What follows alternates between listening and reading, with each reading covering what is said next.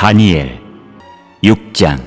다니엘이 이 조서에 왕의 도장이 찍힌 것을 알고도 자기 집에 돌아가서는 윗방에 올라가 예루살렘으로 향한 창문을 열고 전에 하던 대로 하루 3번씩 무릎을 꿇고 기도하며 그의 하나님께 감사하였더라. 우리는 어떤 상황 속에서도 하나님께 온전히 뜻을 세우는 사람이 되어야 합니다. 그리고 어떤 상황 속에서도 하나님을 예배하고 온전히 하나님만 바라보는 사람이 되어야 할 줄 믿습니다. 우리는 다니엘을 통해서 그 모습을 바라보게 되었고, 그리고 다니엘을 통하여 그 모습이 우리의 삶의 신앙의 모습이 되어야 될 줄 믿습니다. 오늘 말씀을 통하여서 다니엘이 세웠던 뜻의 모습, 뜻과 그리고 그것을 이루기 위하여 그것을 꺾이지 아니하기 위해서 하나님께서 어떻게 다니엘을 도우시는지 우리가 말씀을 통하여 같이 은혜를 나누고자 합니다. 먼저 우리는 하나님의 뜻을 정한 사람은 세상보다 하나님이 두려움을 아는 사람입니다. 오늘 말씀은 우리가 다니엘 6장 10절만 한 절만 읽었지만 우리가 전체적으로 볼 때는 다니엘 6장을 다 보아야 될 줄 믿습니다. 6장을 보면 처음에 이렇게 시작을 합니다. 6장 1절에 보면 다리오가 자기의 뜻대로 고관 120명을 세워 전국을 통치하게 하고 또 그들 위에 총리셋을 두었으니 다니엘이 그 중에 하나이라. 이는 고관들로 총리에게 자기의 직무를 보고하게 하여 왕에게 손해가 없게 하려 함이더라 라고 이야기를 하고 있습니다. 오늘 말씀의 배경은 메대왕 다리오 때에 있었던 일이고 이것을 BC 530년경으로 추정하고 있습니다. 다니엘이 바벨론의 포로로 잡혀서 느부갓네살 앞에서 내가 뜻을 정하여서 하나님의 뜻대로 살아가겠습니다고 이야기한 후에 한참이 지난 이후의 모습입니다. 그럼에도 불구하고 다니엘은 하나님이 세상의 것보다 더 크고 위대하신 분임을 믿고 나아갔던 사람입니다. 그리고 오늘 말씀을 보면 다니엘이 총리 셋 중에 한 명이라고 2절에 분명하게 이야기를 하고 있습니다. 그 중에서도 3절에 보면 다니엘은 마음이 민첩하여 총리들과 고관들 위에 뛰어남으로 왕이 그를 세워 전국을 다스리게 하고자 한지라 라고 이야기를 합니다. 일명 어떤 무리의 최고의 수석이 되는 수석 총리가 바로 다니엘이었던 것입니다. 근데 다니엘은 절대 어느 성경 어디를 보더라도 다니엘은 자기의 힘으로 그 자리에 올라왔다고 이야기를 하지 않습니다. 이것은 다 하나님께서 그를 세워주신 것을 믿고 나아가는 다니엘의 모습을 보게 됩니다. 이렇게 하나님께 뜻을 정하고 하나님이 세상보다 더 크시고 하나님의 법이 세상의 법보다 더 위대하다고 이야기하고 뜻을 정하였던 다니엘의 모습, 그리고 그 모습으로 인하여 다니엘을 세상의 그 어떤 사람들보다 최고의 권력이 있게 했던 그 하나님의 도우심을 바라볼 때 정말 우리 하나님은 정말 크시고 능력 있는 하나님임을 믿고 나아가야 될 줄 믿습니다. 그런데 문제는 여기 그 다니엘의 모습에 시기를 품었던 다른 총리들부터 나오기 시작합니다. 다른 총리들이 다니엘이 자기들보다 높은 위치에 있는 것을 시기하고 질투함으로 다니엘을 끌어내리고자 수도 없이 다니엘에 대해서 많이 연구를 하였습니다. 하지만 자기들의 관점으로 봤을 때 다니엘을 끌어내릴 것이 하나도 없음을 고백하는 모습을 보게 됩니다. 그로 인해서 다니엘을 하나님의 법을 더 두려워하는 다니엘을 그 법으로 끌어내리겠다고 이야기하면서 오늘 본문 6장의 사건이 전개가 되는 모습을 우리는 보게 됩니다. 바로 최고의 권력자에게 자신을 숭배하는 모습을 우상을 세우고 그것에게만 절하게 하십시오라고 이야기를 하는 것입니다.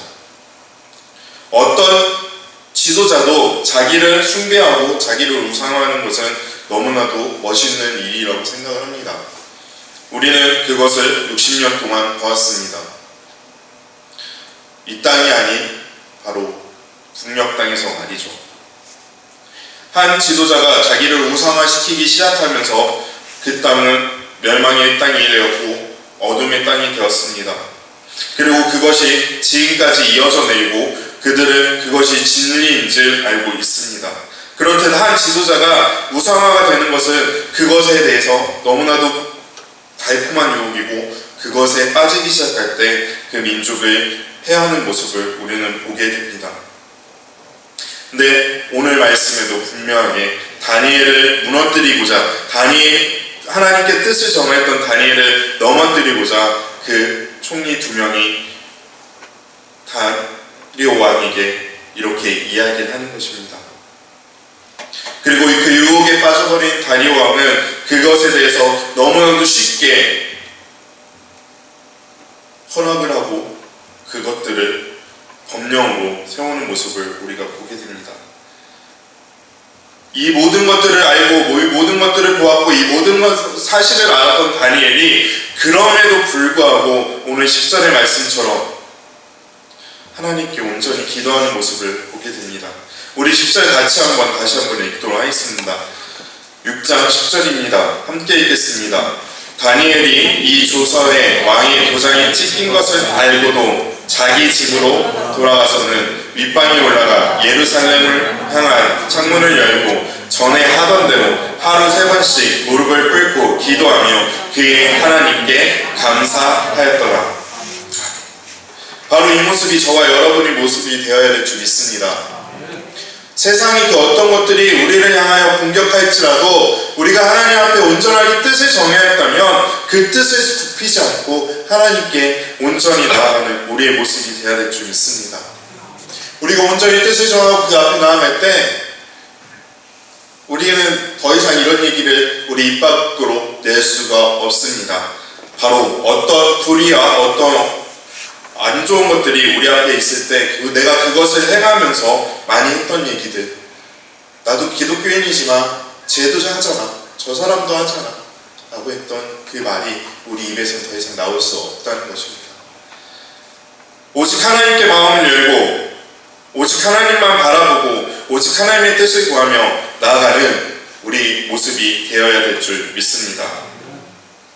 근데 문제는 하나님의 뜻을 따를 때 우리에게 다가오는 고통들이 있다는 것입니다. 어려운 문제들이 있다는 것입니다. 그러나 그럼에도 불구하고 우리가 하나님의 뜻을 따라야 되는 이유는 그런 어려운 문제 속에서도 우리를 구원하시는 분은 하나님 한 분밖에 없다는 것을 믿고 나아가시길 바랍니다. 다니엘의 모습이 그렇습니다. 하나님께 뜻을 세우고 하나님 내 목숨이 죽을 것 같은 그 모습이고 그 법령이지만 그럼에도 불구하고 하나님께 기도했던 다니엘을 향하여 다니엘을 무너뜨리고자 했던 그 두 총리가 그 모습을 다리오 왕에게 고백하는 모습이 10절 이후에 나타나고 있습니다.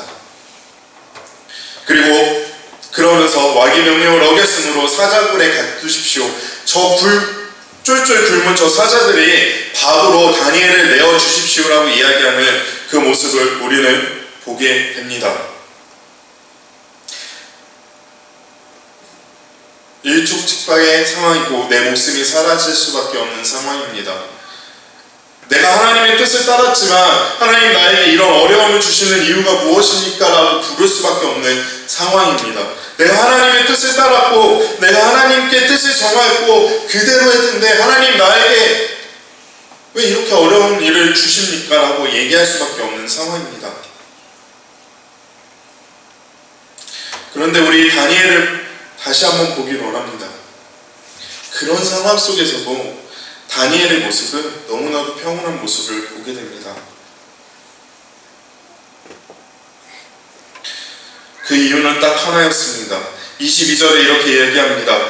나의 하나님이 이미 그의 천사를 보내어 사자들 입을 봉하셨으므로 사자들이 나를 상해하지 못하였사오니 이는 나의 무죄함이 그 앞에 명백하니 오며 또 아니요 나는 왕에게도 해를 끼치지 아니하였나이다 라고요. 우리가 우리가 하나님의 뜻을 따르기 시작할 때 하나님께서는 우리의 어려움을 아시고 그 고통 가운데 있음을 보게 됩니다. 그럼에도 불구하고 우리가 하나님의 뜻을 따르며 나아갈 때 하나님께서 이렇게 도우실 줄 믿습니다. 너무나도 멋있게 도우시는 모습을 보이지 않습니까? 이럼에도 불구하고 하나님께 뜻을 정하고서 그것을 번복하는 행동을 하시겠습니까? 절대 그렇게 할 수 없을 줄 믿습니다. 우리가 하나님 앞에 온전히 뜻을 정하였다면 그것을 목숨을 걸고 지키는 우리 나눌교회 성도님들과 제가 되길 원합니다. 그리고 그렇게 할 때 하나님께서 인도하시는 일들을 바라보길 원합니다.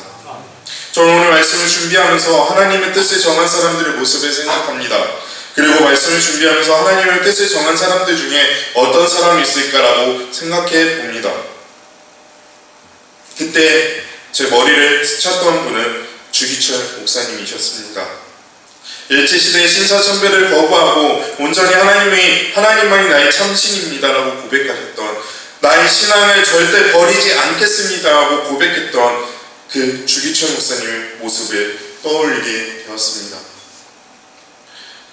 감옥에 갇히고 옥 맞고 매 맞고 고문을 당하면서도 그 신앙을 지키셨던 그 주기철 목사님, 너무나도 안타깝게 해방하기 1944년도에 해방을 1년 앞두고 돌아가셨던 그 모습, 그럼에도 불구하고 마지막 설교에 이렇게 말씀하십니다. 내가 하나님의 뜻을 더 이상 거부하는 일이 없게 하여 주십시오. 내가 하나님의 뜻을 꺾는 일이 없게 하여 주십시오. 라는 그 주기철 목사님의 절절한 설교를 글로 보았습니다. 세상은 하나님께 뜻을 정한 우리를 향하여 그 뜻을 꺾기 위해서 수고하고 있습니다. 그럼에도 불구하고 우리가 그 뜻을 꺾지 말아야 될 이유는 하나님께서 우리를 도우시기 때문입니다. 어느 곳에 있든지 우리가 하나님께 뜻을 정하였다면 우리가 분명히 해야 될 것은 내가 예배할 수 없는 곳에서도 하나님께 예배하는 모습이 우리의 모습이 되어야 될 줄 믿습니다. 하나님께 뜻을 정하십시오. 그리고 하나님만 바라보십시오. 어떤 상황 속에서도 하나님을 예배하고 하나님만 바라보십시오. 단지 입술의 고백이 아니라 내 삶 가운데 온전히 하나님 앞에 나아가길 원합니다라고 고백하는 우리의 모습이 되길 원합니다. 저는 마지막으로 영상을 보고 말씀을 마쳐보자 합니다. 이 영상은 미국 공립학교가 모든 행사 가운데 기독교적인 모든 색채를 빼라고 얘기가 나왔을 때 그 행위의 앞에 자기의 뜻을 세우고 내가 하나님 앞에 주기도문으로 나의 신앙을 고백하겠습니다고 했던 한 고등학생의 이야기입니다. 이 영상을 많이 보셨을 것이고 설교 시간에 많이 인용됐던 영상입니다. 식상하지도 그럼에도 불구하고 우리가 이 영상을 보면서 우리가 온전히 하나님께 뜻을 정하는 우리 나눌교회 성도님들이 되시길 바랍니다. 함께 영상을 보시겠습니다.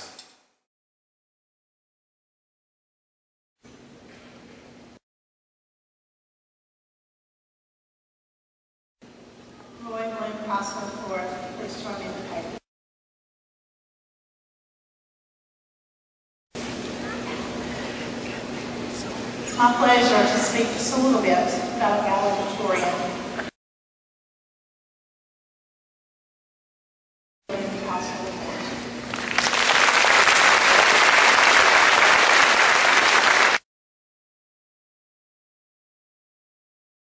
Well enough, so we're going to just have to use a different one here. Got that one on here.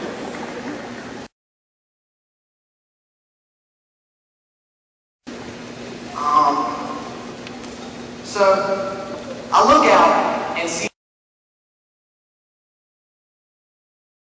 all the faces of people who easily deserve to stand where I am today, except for one. I'm just kidding. Your specialties are the same and they're different than mine. You are in heaven. Hallowed be thy name. Thy kingdom come. Thy will be done.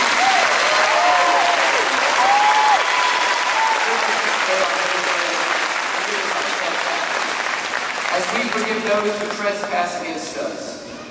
Lead us not into temptation, but deliver us from evil. For thine is the kingdom, the power, and the glory, forever and ever. Amen.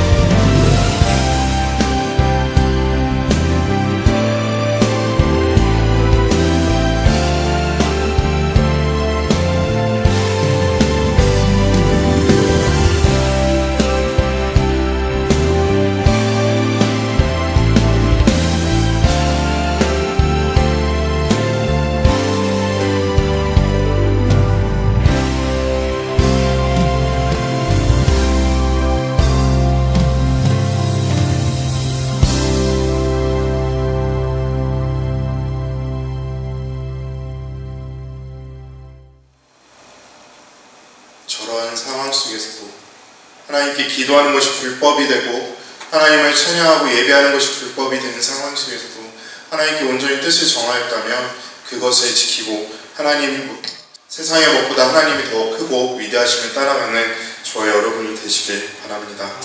함께 기도하시겠습니다.